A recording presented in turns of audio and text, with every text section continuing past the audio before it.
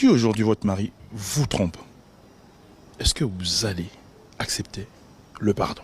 Ça, c'est quelle question comme ça? Waouh, ça c'est une très très belle question. Mais avant de répondre à cette question, j'aimerais d'abord rendre gloire à Dieu pour le mari qu'il m'a donné. Vous savez, mon mari est resté à Bruxelles, on dit il est resté le célibataire le plus ancien. C'est-à-dire? Il est pasteur dans une très grande église où il y avait beaucoup de sœurs et des belles femmes. Il y a beaucoup de belles femmes. Il n'a pas besoin que les hommes approuvent son sérieux, mais il est sérieux avec Dieu.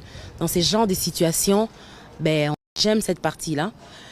Pardonne-nous nos offenses, comme nous pardonnons aussi à ceux qui nous ont offensés. Écoutez, la Bible dit comme nous pardonnons à ceux non, aussi à ceux qui nous ont offensés.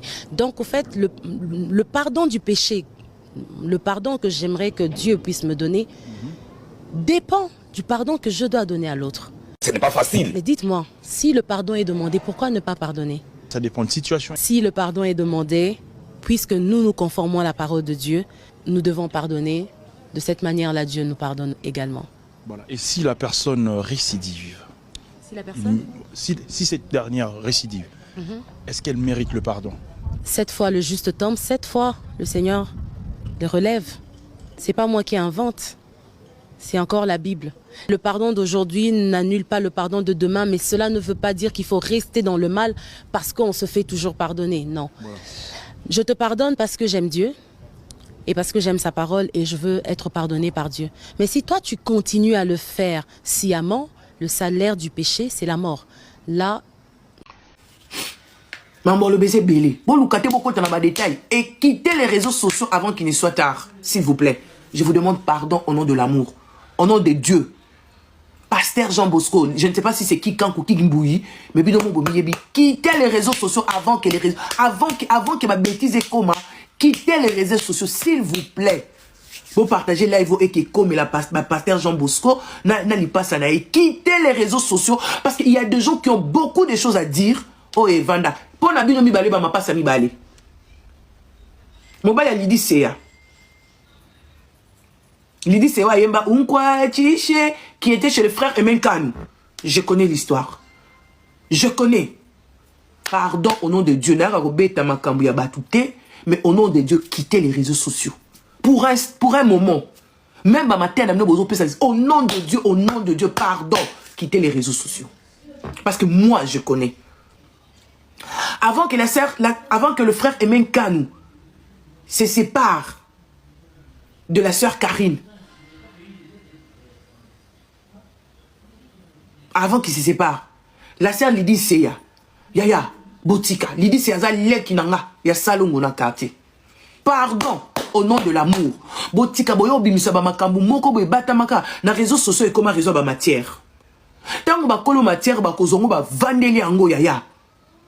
Boya oloba boyko crédibilité na valeur et cela beaucoup comme des kusaka na nzambi. Le divorce il y a Sandra Mbouyi na mobali na ye pasteur Jean Bosco Kankou baza Kankou na Mbouyi moko bala Lydie moko bala Sandra. Voilà. Nayoka ba masolo ba divorce yaka na internet. En tout cas nayoka ka ba masolo ba divorce yaka na internet. Moi ba nungu ba rumeur peu de fois. Mais il y a Sandra Mbouyi. Na mobali na ye e choquenga. E swinga mingi. Natikali penza silencieuse pendant longtemps. Mais comme la matière na ba 12h à 13h, zaki na matanga na ipende toute la journée à lobby. Tout le monde anda kuna 7h, tozongi à 22h on a ba embouteillage kanga biso lobby. On nous apprend que Fatia zaki na Tata Raphaël pour que à sa rencontre na ba jeune. Na comme on kunyo sona na tongo parce que nazaki penza connecté hier. Tunandeba batu na matanga. Na otala na musika nazo ba Seigneur makambo ezala boite. Naza oloba on a dit Seigneur makambo ezala boite. que na ntango déjà namoni que na TikTok epa ndeko na biso moko tantine moko aloba mpe na TikTok boye mais na m'intéressaki te ntina nde mpe nayaki obima mais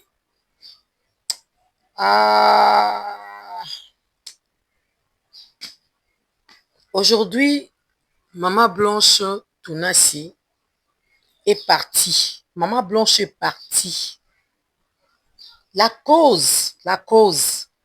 Donc, le première cause du décès, de la mort de Maman Blanche, sont que ces genres de choses.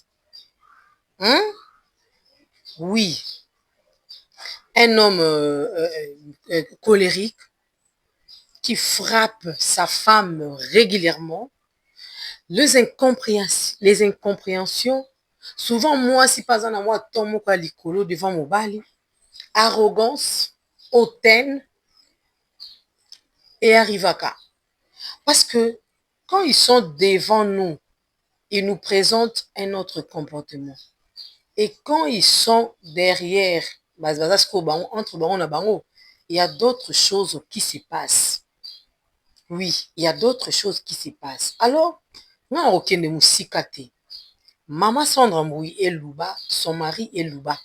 Moi qui vous parle ici, je m'appelle Sandrine. Sandra, c'est moi aussi. Je suis Louba. Mon papa Louba, ma maman Louba. Je vous dis qu'aujourd'hui, il faut nous quand même. Je vécu, na vivre jeunesse moko.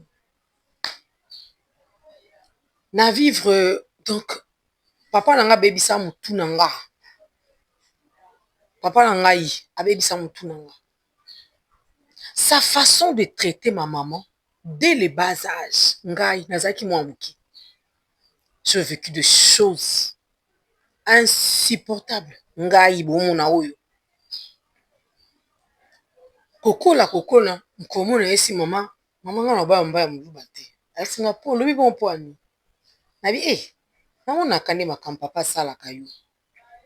Ma maman, elle a vécu des choses.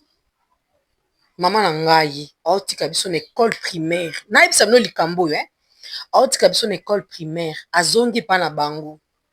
Bomoni lipasa ya Sandra Mboui, oyo abala Lydie. Mama ya Lydie nse ya wana bomonaka Lydie. Tokomi kobenga ye Lydie lelo na kimokolo. Tobanda kobenga ye Seya. Grande sœur na ye Dorcas Kaja. Tobanda kobenga ye ya Kaja. Mama na bango tobanda kobenga ye tata mwasi. Papa na nga na mama ya Lydie Seya.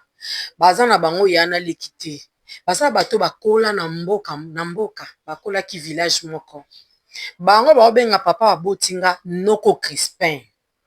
Biso tozobenga mama na bango tata mwasi na biso. Lupango na bango na musumari na salongo. Nga na muswalu bango na musumari. Kote ya Wenge, avenue Wenge. Toza famille tokoma bandeko na bango. Kaka kokola ngo bango babali, mibali yango ozomona kaka nde komaka bapoto, moi célébrité ye, moi ba karekotaka. Mais toi penza famille. Bon mwana na biso to vivre na bango. Mona siko so papa biso menasaki mama. Abuskilaki ko beta mwasi na balabala. Bato baya kotonda.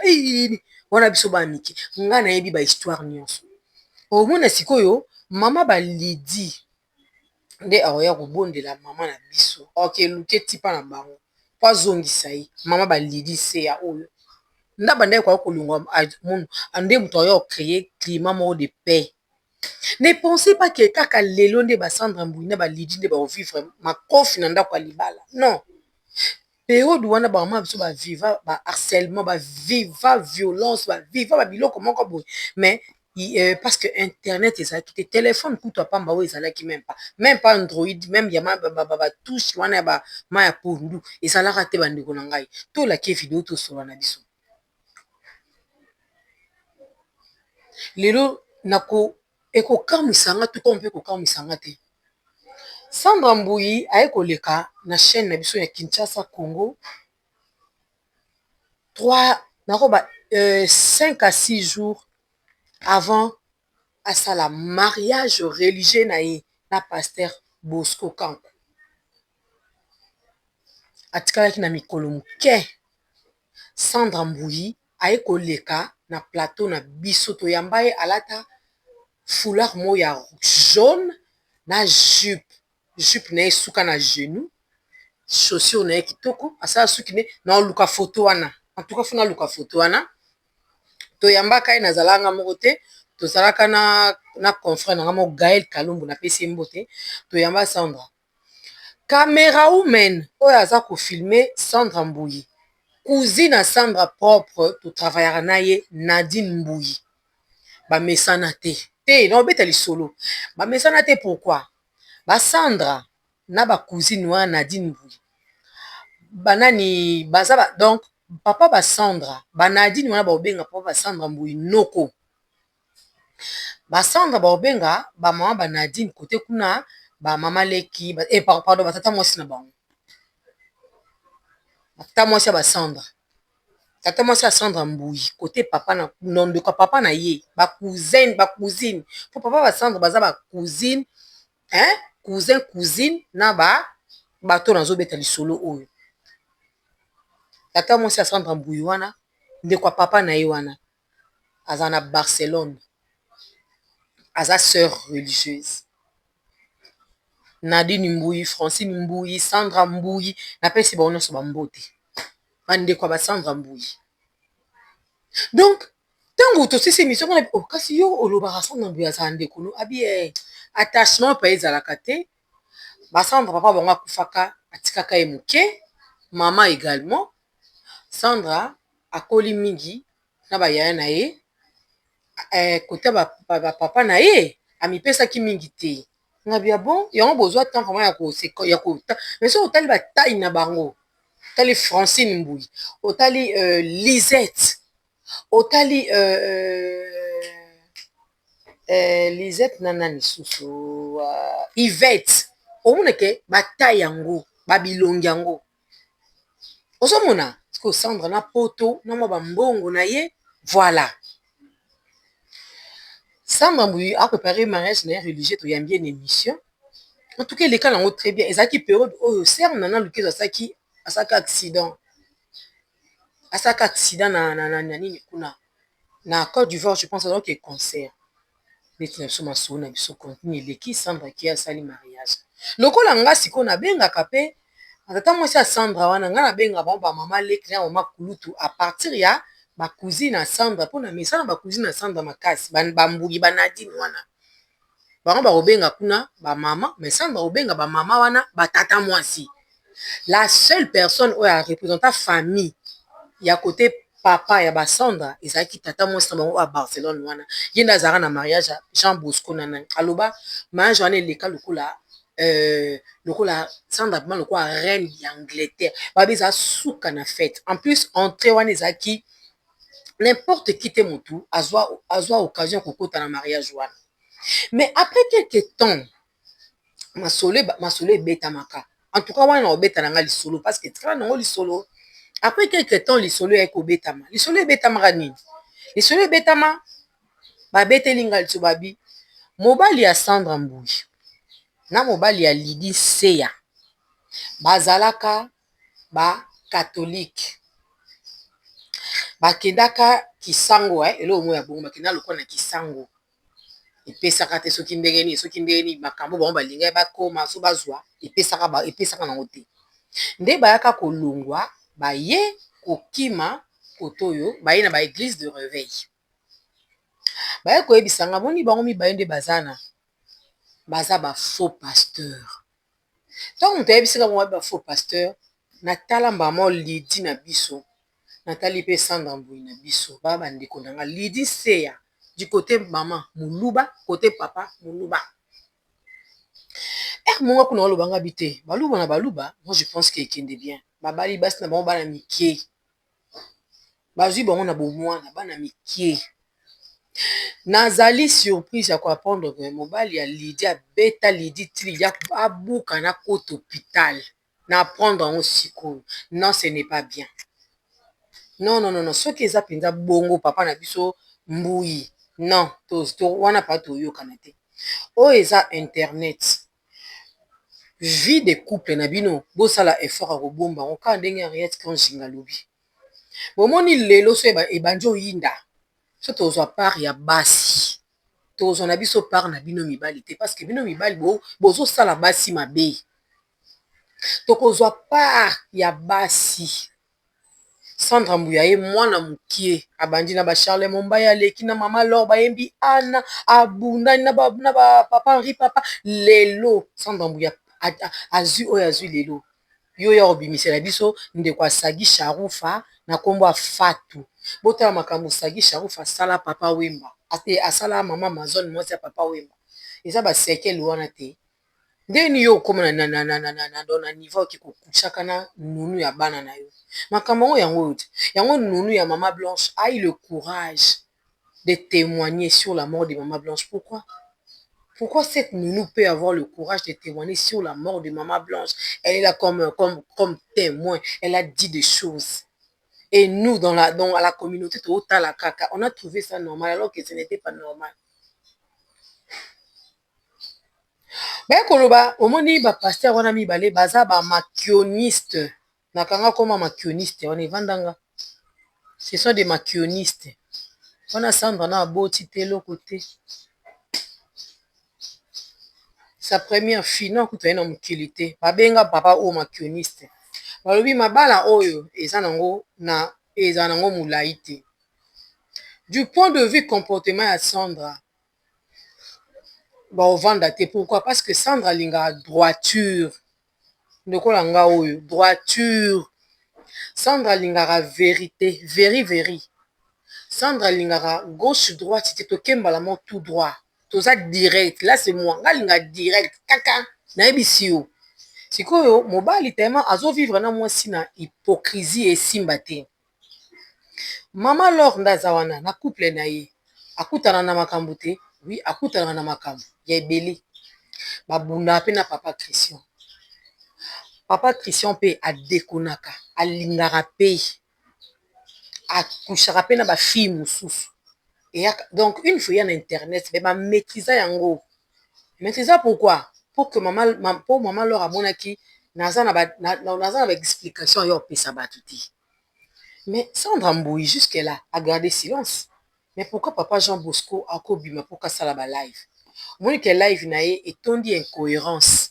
Live na ye aza loka mutu mo azwi trouble parce que mutu abimi a dénigré ma Sandra na kombo ya pasteur disant que Sandra finga ki mama abino. Mais côté mustoki que maman abino ta finga maman ba Sandra. Sandra n'a pas de maman. C'est une orpheline de père et de mère. C'est une orpheline de père et de mère. Na pesi mutu an loba nanga ke bana mibale oyo ba epona ko profiter na succès ya Lydie. Mais pour nous profiter de la succès à Sandra. Autant la carrière à Lydie, vous allez comprendre que Lydie a kokali souté, Lydie a dosa. Mais Sandra, c'est comme si a déterminé, a imposé ka. Auto sa o ngana lingi parce que kutanga. Lydie peut pas coucher na musala ngote, mais netikaka. Alembi ça, mais Sandra te. Sandra azali, alenda. Mobali asali église na sima ya na kombo pe ya Sandra. Église Pezoya parce que les gens aiment beaucoup Sandra Mbuyi. Sandra tobanda koyemba banzingu ne tozana na classe. Ya watika ka banana yete. Abwa kaka banana yete. Na classe. Toi na classe to linga Sandra. Sandra za moto a porté bonheur na vie ya Bosco Kanko. Donc accompagner mobali. Les lots ils ont divorce sans embrouillon là l'anzala te. Au monde des pasteurs Jean Bosco aux yeux vertige hein. Au monde de mon bimi aux yeux chimie. Yo me toko si Sandra te. Yo ne me toko si moi si na yo na nounou. Moi ça lobby ou bien nounou. Tu as répondu à ta femme que nounou aza moi nanga. Moi en auto moi sinon.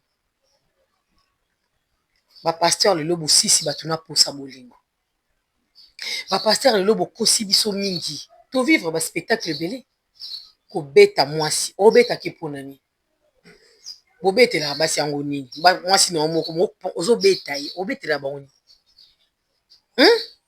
oui c'est vrai ko beta ezalaka mais et comment o komisa ngelo mo boité okomisa ngo eloko boye te mibala baluba baza bongo mibala baluba baa badictateur surtout baluba oyo bauta bamboka mpe kotala baombale boye bauta bambujima ye wana bayende kinshasa koya bake bapoto wana omoni ke na discours na yo tu te répètes répéter eloko moko 3 fois que Dieu vous bénisse obénir bato ata 10 fois na kati ya live no osalaki yana eloko nini epusaki osala live so yebi ke couple ya bino ezalaki na problème te soit na live wana faye mpe Sandra abima te mpo nini Sandra aza na kati ya live te Sandra ye wana koto alliance eza te Sandra ye wana koto alliance eza te bino boza so bomoni ba jeune fille ya bato donc aobriller na ye azobimisi mutu oye po étouffer oye po bebisa allez, comme que ma femme, moi je peux pas humilier ma femme. Mais déjà, donc, du fait déjà que yoro kabula nzoto na yo, na nounou wana, humilier te, même devant l'église. J'adore le silence de maman Sandra. Gardez silence Sandra. Parce que Bosco a bien redivorcé te. So ils ont divorcé, ils ont te. Alors, bo tika, donc, en tout cas, bo effacer et l'oko, et ça la bien te. Bon, mon atome, ce qu'on a été na Nadège. Vous pensez que bon, on dit bazar problème, ils ont aussi des problèmes. Pourquoi Sandra a la maîtrise? Mouto a salara mabe, mouto a sotara premier. Mouto a salara mabe, a sotara premier, a kimaka. Ce qui Sandra a mabe, Sandra mbouille, ce qui a mabe, ngana boite. Mais pourquoi Sandra a ekolobate? Pasteur a sauté mbango, a ekoloba. Non, et c'est pas ici bisoté. Bon mi bata misa, pasteur Jean Bosco n'a pas besoin de discours na yo. Toyoka. Maman, le baiser belé. Vous regardez beaucoup dans la détail. Et quittez les réseaux sociaux avant qu'il ne soit tard. S'il vous plaît. Oui. Je vous demande pardon au nom de l'amour. C'est ça. Au nom de Dieu. Pasteur Jean Bosco, je ne sais pas si c'est qui quand ou qui bouillit, mais bien vous pouvez quitter les réseaux sociaux avant que ma bêtise est comme. Quittez les réseaux sociaux, s'il vous plaît. Vous partagez live et que comme la pasteur Jean Bosco n'a pas ça. Quittez les réseaux sociaux parce qu'il y a des gens qui ont beaucoup de choses à dire pour Evanda. Pour la vie, mi bali mama passe mi bali. Oui. Makambuza. Mobali a dit c'est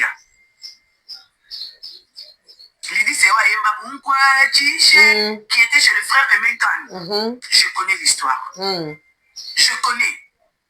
Pardon au nom de Dieu. Là, vous pouvez Tamakambuya Batouté.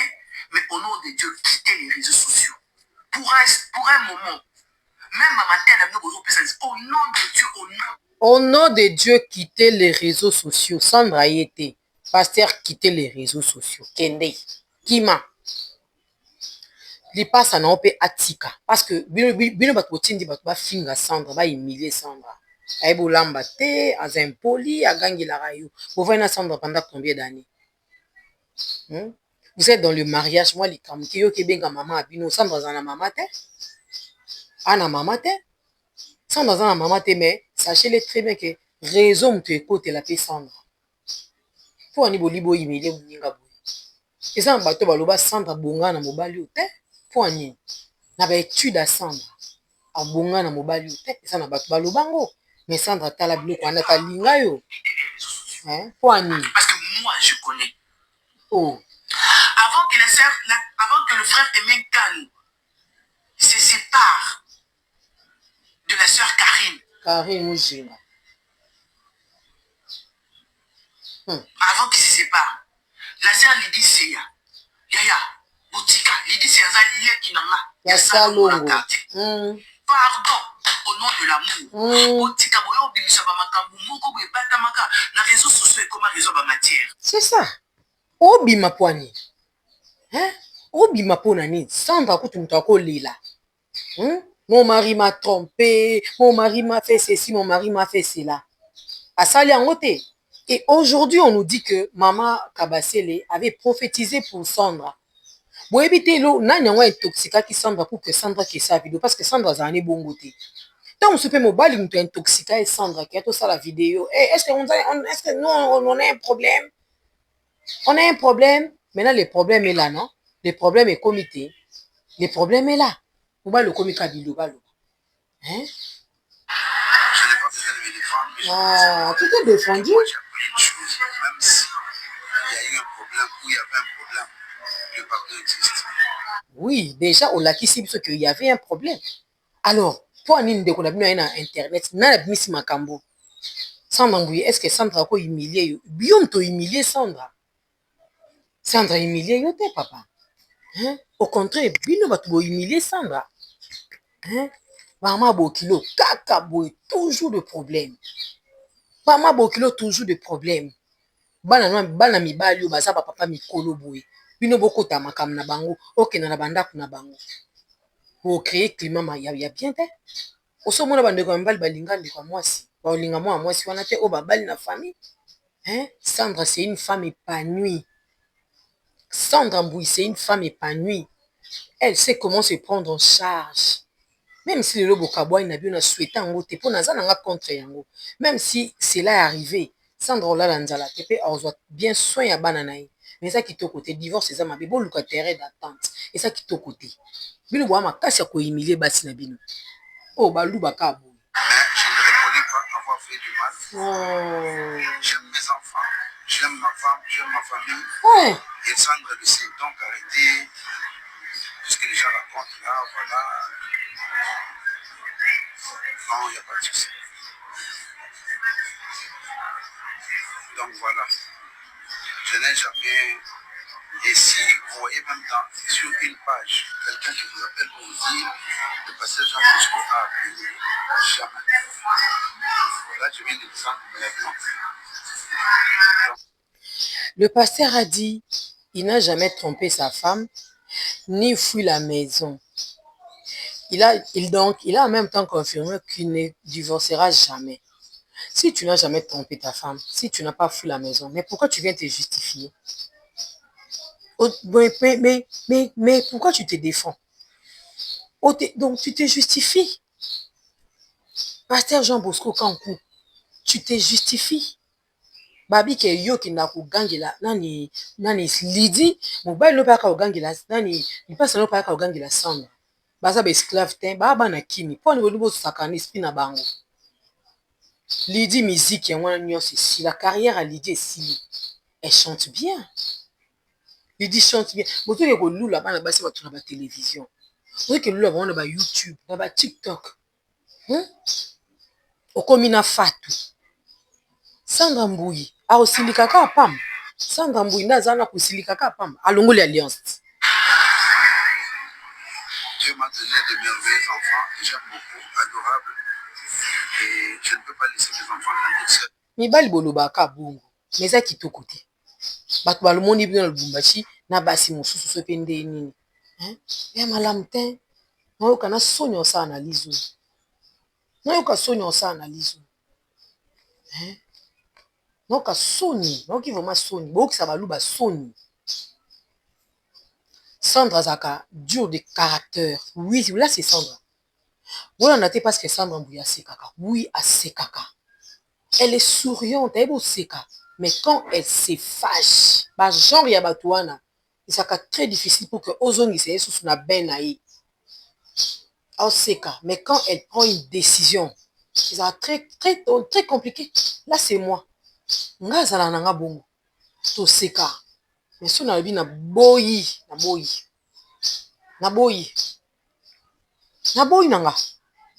Sandra Mbouye n'avait rien dit à l'église.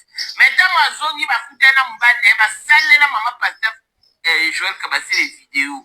Et chérie, est-ce que nous on a des problèmes? Est-ce que nous on va se séparer? Et les prophéties, hein, les prophéties là. C'était seulement une prophétie. Bon. Sandra Mbouye a été intoxiquée par son mari. C'est ce monsieur ici qui avait intoxiqué Sandra Mbouye. Où en sommes-nous aujourd'hui? S'il n'y a pas un problème, normalement, on devait voir le pasteur avec Sandra dans la vidéo ou dans le live. Monique botambo na kubanga nzambe te. Botambo na kubanga nzambe te bozo ya bozo sakanela ka bana basi ya bato. Vous pensez que alliance wana lobani? Alliance et lobani. Sandra Mbouye a compris qu'alliance était le côté. Pourquoi lui ngo oko sakaye? Pourquoi lui ngo sa Sandra? Hein? Frère Balayé va vendre la macabos. Ma femme Balayé, Sandra yé mon contre femme mobile. Eh. Il va Sandra pour Sandra mobile.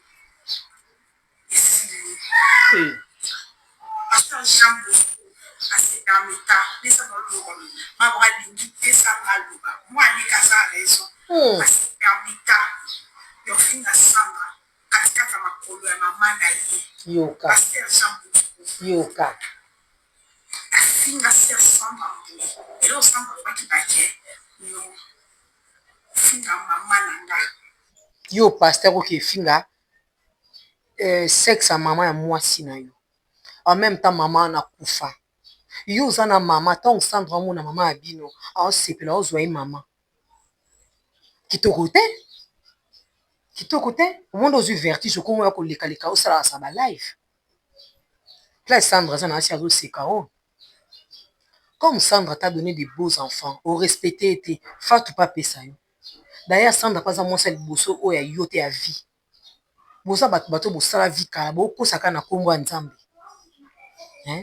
boza bato bosala bavi kala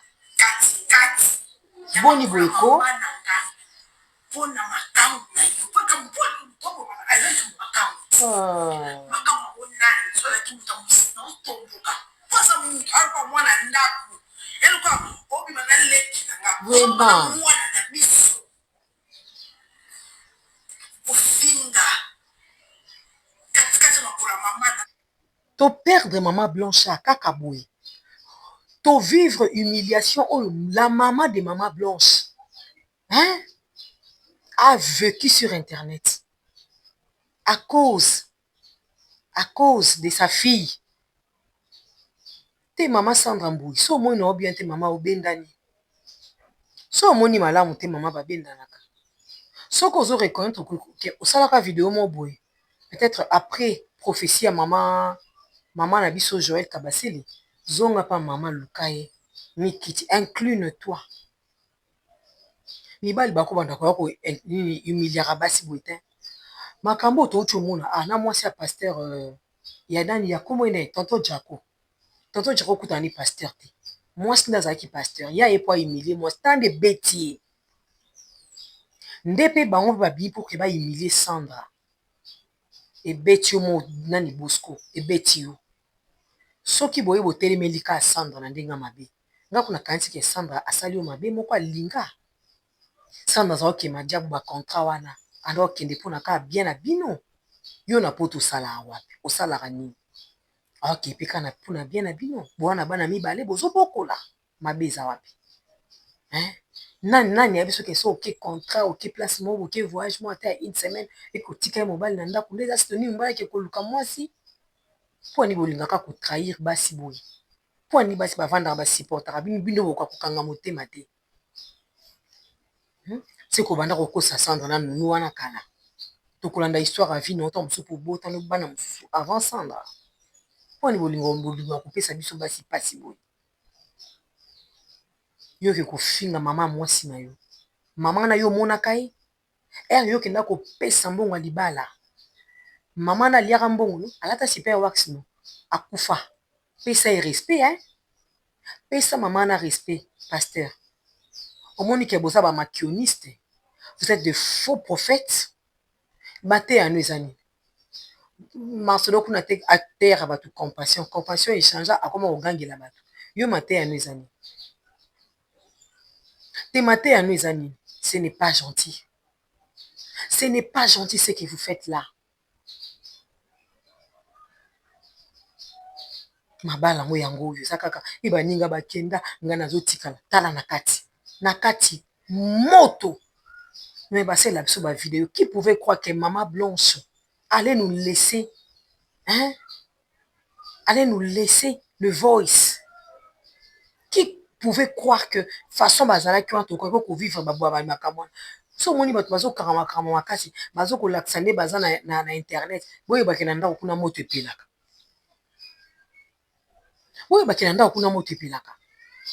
eloko eleki tiki eza te kobeta koboma ete estce Sandra aza makasi babunda na yo kobeta koboma mwana bato lidi ye wana babotisa lidi bana misato balandisa loko eloko mosusu lidi aboti keke pa aza na zemi keke akoma siko moyen asala baactivité eza te lidi album ezalaka te avanda 203 ans album eza te lidi bozomona wana mais elle chante bien basa famille mobima bayembaka nzambe apambola bango na loyembo mais lide akoka so kosala musique te yeba baluba baza bon so yebiso abi non baocrée yo problème lelo Sandra ebolamba te parce que Jean Bosco sauter bible so Sandra contredire na vie na ote soki Sandra ata na contrat alakisi yo mbongo na mpe bozwi bosali babesoin mpo kabeli famille na ote mpo ani kokitisa mwana mwasi bona internet ezanga bofinge ndumba ezanga parce que déjà bolobaka azala mwasi ya Mike Kalambai mpo ani azala mwasi ya Mike Kalambai mpo ani Sandra c'est une fille disciplinée c'est une fille oyo azalaka wiwi te aza fille akomata na bambetu nyonso te mpo ndima yo mpo ndima kotangisa makila mpo na yo nde olingo mona ye aza zoba meme lidi wana eza mpe na mibali oyo balingaka lidi mponi bomona bao bazoba loko balingi bino bobali bao bakomisi bao bawumbu na bino baza bawumbu na bino te une fois nazalaki na biro na biso naokatisa na waikiki wana mpo ke nazwa mbongo mobu namoni mpe lidi na mobali yango ya ye wana natalika na bi naobenga nanga lidi te aleka kaka mais tokokutana ni na 40 ans ya carrière ya grand frère na ngai na Pullman toyambana na biso na lidi simiane mpe bazalaka na mobali ne toyambana na biso parce que ya nanga paza pasteur ape chantre esalanga pasi esalinga pasi mpenza histoire ya Sandra esalinga pasi esali vraiment kitoko te yango bomona mari misambo avandaka na ye tokofinge kaka ali kobala te ya boti kobalisa bato na makasi bamariage toxique bafamille toxique boye mpona nini donc Sandra aza na droit oloba te yo osangisi famille no baluba Sandra ayebi tuluba Sandra akoli na tuluba ayebi tuluba te bosangeli mwana bato na mboka na mama abino bosangela Sandra boyi na ye so aboyi ne botika ye bala na onunu okomi koflatter Sandra que Sandra m'a donné de beaux enfants osala ye ma bobetaka ye poani Sandra Mbouyo on a perdu maman Blanche à cause de petites choses il n'y a pas un pas tu perdais maman Blanche. Le pasteur Marcelo est heureux avec une autre femme. Il s'est remarié. Tous on a vu. Faites très attention ma chérie. Décide-toi calmement parce qu'il y a des gens qui nous disent que depuis janvier bakabwana. Mais pasteur alobi ayebi makamwana te atindi mutu te. Otindi mutu ko mutu abimi wana oyebi ete. Mutu abimi na seke mutu abimi na baleki no mutu batindi bandeko ne batindi pour que ba humilier Sandra. Car place bozo humilier Sandra parce que nzamba opambola Sandra. So esimbi te s'est remarié avec une autre personne parce que to lembi pe bino. Ba faux pasteur boleki mingi. Vous avez kokosaka bana batu poani. Oui, Sandra n'est pas sainte. Azaka mo santu te, asapela mabe na ye. Mais pourquoi bo sambu c'est beau que maté na ba live. Yo mobali po vanda pe kimia ozo bima po ya koloba. Tando comme na TikTok, tan au perdre na TikTok. Au sein de dépression, perdre une femme comme Sandra. Une femme comme Sandra, donc ça bonheur, c'est une grande bénédiction. Donc au perdre Sandra Kabou, non ça chez Mouké. Et ça le quoi pas Christian à perdre maman Laure. Bon mon non ça chez Mouké. Sandra, aux ans trop jeune maman. Maman Blanche qui est trop jeune, 39 ans, 38 ans kenda. Yo vous n'avez pas combien? Keba. Ya ça, Keba. Sandra mobali akutaka na musique pe baneda ko signer ba contrat wanda ko lia mbongo mungongo no elie sao libale memando la te quand on s'en tient pas on laisse maman Kabasele a prêché il y a même pas un mois qu'est-ce qu'elle a dit les femmes de pasteur ne sont pas heureuses les seules femmes au monde qui ne sont pas heureuses ce sont les femmes de pasteur elle avait dit des choses vraies bapasteur baye bosabote basi na bango boni mpe boye koko mizwaka mpe boye bomimona bozala banani mpona nini yango boye Sandra quand s'en tient pas tu n'as qu'à laisser basangiso na nunu donc yo komi mbanda nunu ebile bokitisa basi ata kutaza ata aza nunu yango apoto aka nunu aka boyi te boni kopesa mpe baboyi yango mpe bavaleur makasi bodefa basi na bino ya bandako boni mpe bosalite boye ko boni mpe bosalite ya boye ka ndenge arrête quand Chingaza alobi batama makambo eza Jean Bosco na mbui na kanko makambo eza ba A1 na bino eza ya salité o bato ba olinga so ba yoki yango et déstabiliser bino je vous dis vrai et déstabiliser bino ponga pe na yoka ya somo mais natala ka Sandra mbui ndenga vanda bomba couple yango entre yo na Sandra nanya ko bima lela lo ba tromper Sandra mtako lela aleka lobat aleka ta na bémission pourquoi il n'a pas fait ça moyibi ye moko asali mabe abandi ko lela Pasteur Jean Bosco non l'élite ce n'est que les début mais qui m'a internet keba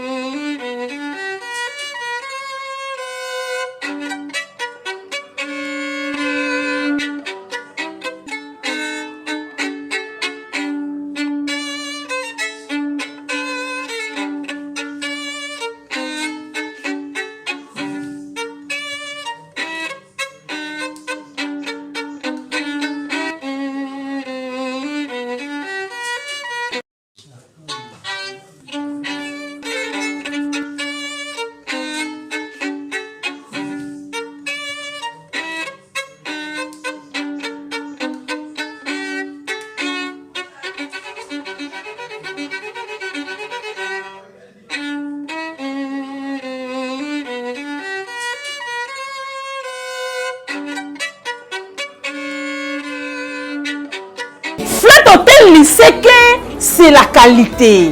Flat Hotel Lycée c'est la différence. Flat Hotel Lycée c'est la supériorité.